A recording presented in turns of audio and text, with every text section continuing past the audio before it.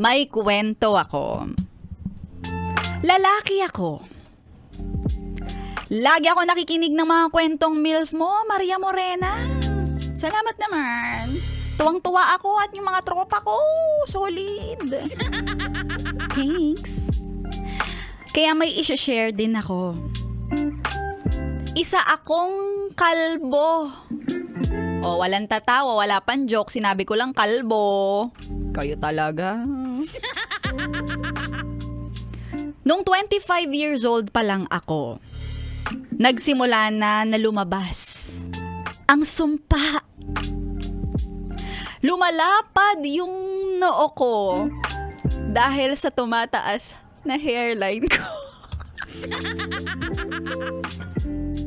Nasa lahi kasi ng pamilya namin. Natawa lang ako talaga dun sa lumalapad yung noo. Hindi pa ako nagjo-joke. Pero yung mga tropa ko, tinatawanan na agad ako. Dahil nga talaga sa literal na kintab to the max ang ulo ko. Pang-asar na nga sa akin na tawagin akong kalbo, pero hindi na ako nasasaktan. Sanay na ako eh. Pero hindi rin naman sa pagmamayabang. Ay, ano to? Marami. Hindi lang isa to dalawa, marami daw. Marami akong mga ex-girlfriend na aliw sa ulo ko. Tuwang-tuwa sila kapag hinihimas-himas nila ang shining, shimmering, splendid na ulo ko. Yung girlfriend ko ngayon, ay sana all my girlfriend. Ang sinasabi niya pa, nakakadagdag daw sa pagkapogi ko ang pagiging kalbo. At hindi niya daw ma-imagine yung itsura ko kung meron daw akong buhok. Baka magmukha daw akong unggoy. Grabe din yung jowa mo Bad boy ang personality ko. Pero malambot ang puso ko. Ay, kaya naman sa lahat ng mga kagaya kong kalbo, be proud. Huwag mo tong ikahiya. Dahil ang tunay na pogi, kalbo.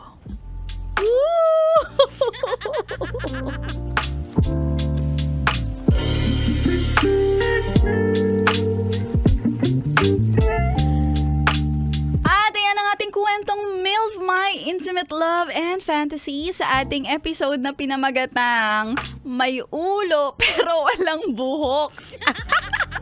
Bakit nga naman yes pre no? Bakit tawang-tawa tayo kapag may kalbo? Hindi mo ba alam ipinanganak ka na wala ka ring buhok? Babae o lalaki, pare-parehas tayong pinanganak na walang buhok. O sige na, ikaw na. Pagkapanganak pa lang, talagang pinagpala ka na mahaba na agad yung hair mo. Ay. Pero eto hindi totoo talaga yung sinasabi nila na huwag kang magmahal ng kalbo. Kasi yung buhok nila, hindi nga nila mapahaba relasyon pa, kaya hindi totoo yon. Huwag kayong maniniwala dun, gawa-gawa lang yun ng mga Illuminati. Nakakaloka. Hay nako, nakakatuwa naman tong kwento natin. Maraming salamat sa pag-send ng iyong kwentong MILF sa iyong MILF body sender natin. You can also send your kwentong MILF sa aking FB page DJ Maria Morena. Pero ayan, para sa iyo, yes friend, may oras pa naman tayo. Ang masasabi ko lang sa iyo ay saludo ako sa'yo. Saludo ako dahil mahal mo ang sarili mo at hindi mo ikinakahiya kung ano ang itsura mo. Kaya madami din siguro ang nagmamahal sa'yo, hindi na nakakapagtaka kung sabi mo nga ay natutuwa sila sa'yo. And I think isa kang yung talagang yung kintab ng ulo mo, nagre-reflect sa kintab ng personality mo. Yes. Oo, kasi marami sa atin yung akala natin kasi kalbo tayo, ikakapangit na natin to. Pero sa'yo, yung pagiging kalbo mo ay Nagmukha ka pang Derek Ramsey dahil dyan. Paolo Contis, ano pa, sino pa yung mga kalbo? Bibihira sa mga lalaki ang kayang i-pull off o yung maging gwapo kapag kalbo. Tingnan mo yung ibang mga gwapo dyan. Yung mga K-pop fan, mga K-pop idols natin. Kapag kinalbo mo yan, pogi ba yan? Anong sinabi nila sa kagwapuhan nitong mga kalbo nating listeners ngayon? Hello naman sa inyo, di ba?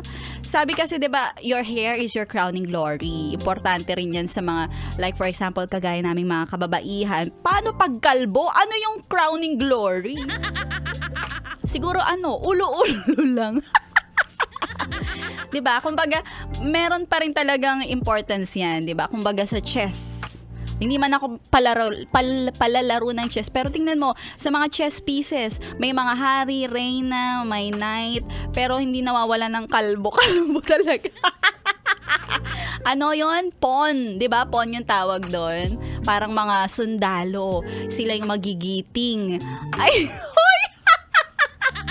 Bakit meron lumilitaw na ibang kalbo? Yung infamous na kalbo. Ang pangalan ay Tutut.